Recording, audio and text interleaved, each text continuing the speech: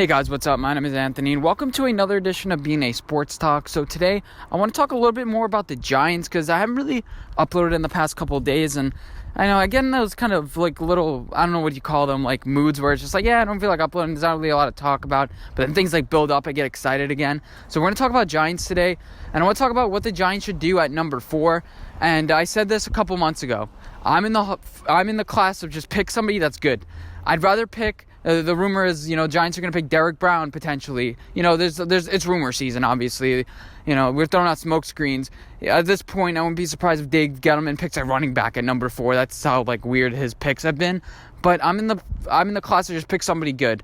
I'd rather pick a cornerback or a defensive tackle that's great than pick, a position of need, like an offensive tackle, let's just say, and he'd be absolutely horrible. That's the position I'm in, because we need to start getting talent on this team. We're not talented.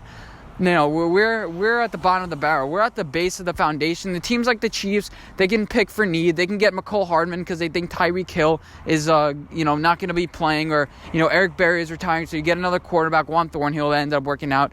We're in the class where we need to just accumulate talent. We need to get some assets.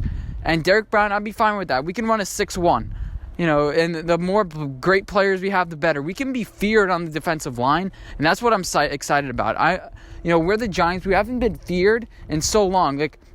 When was the last time we had a good player on our team that was feared? Justin Tuck, Matthias Kiwanuka, those guys.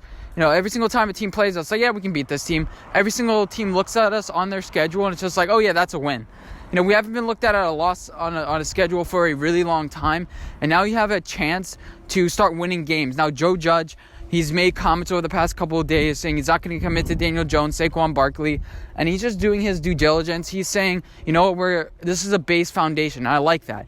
We don't have a certain scheme. We're not going to do some certain thing. We're not going to try to shape our talent and try to fit a scheme. No, we're going to get a bunch of good players, and whatever they're good at, we'll do.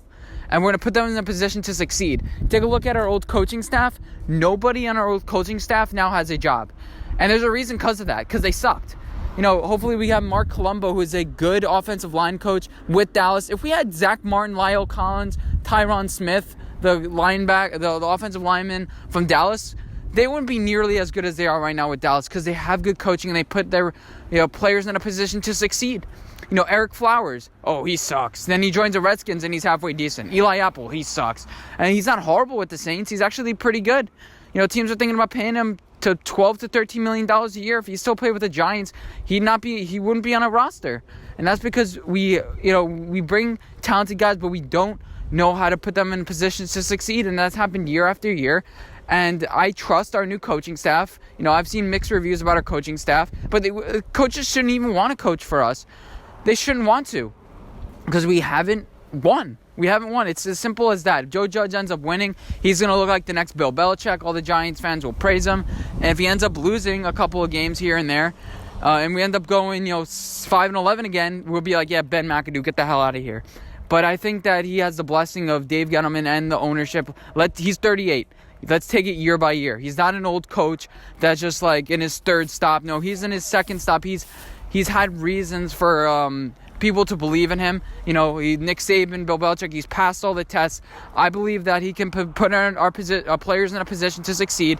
And honestly, I'm in the class of picking somebody that's good.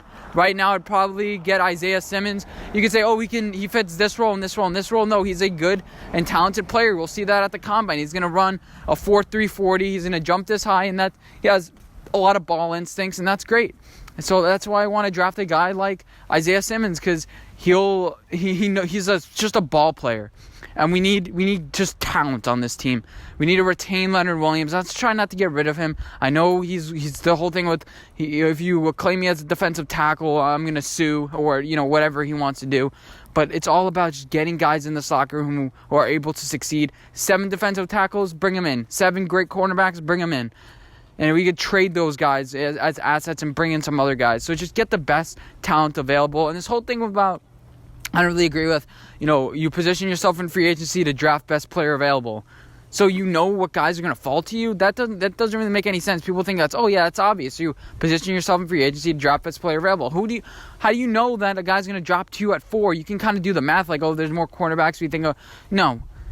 The only thing that the Giants would do at number 4 that I wouldn't agree with is drafting a wide receiver, because that's a position we absolutely do not need. Defensive tackle is probably the second position we do not need, but I wouldn't mind.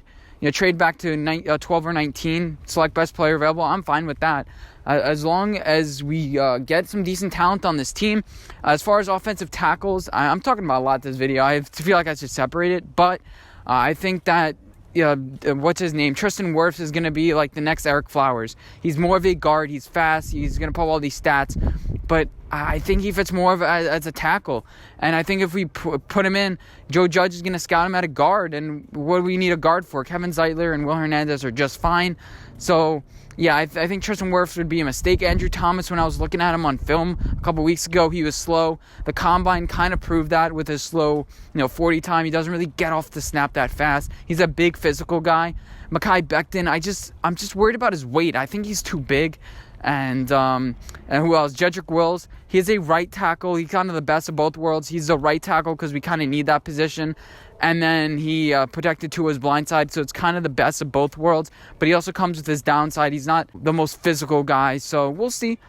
He played in the SEC, so he obviously faced against good defensive ends. But yeah, we all know that. That's kind of the main talking point. But hope you guys enjoy this video. Let me know what you guys think, and I'll see you guys in my next one. Bye, guys.